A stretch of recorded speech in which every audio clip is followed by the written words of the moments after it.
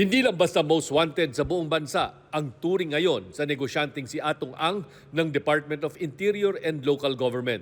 Mapanganib na rin ang turing sa kanya dahil sa pagiging armado umano. Siguro may ituturing natin na number one most wanted sa buong Pilipinas ngayon. He is accused of killing maybe about 100 over 100 missing Sabongeros. And he is considered armed and dangerous. Dahil nga itinuturing na armed and dangerous, ipinagpapalagay ng mga otoridad na handang gumamit ng dahas ang negosyante at mga banday nito, kaya posibleng pahirapan ang pag-aresto.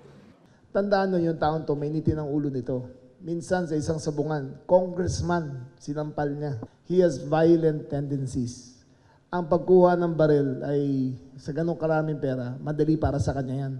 At madali siya kumuha ng mga security na bibili niya kalang loyalty. Pinag-iingat ng PNP tracker teams at pinakansila na rin ang 6 na registered firearms ng negosyante.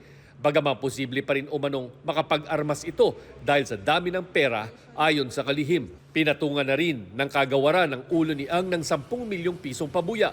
Kapalit yan ng anumang impormasyong magre-resulta sa pagkadakip sa kanya. Sa gitna ng mga kasong hinaharap, kaugnay pa lang ng 19 na sabongerong nawawala sa Santa Cruz, Laguna.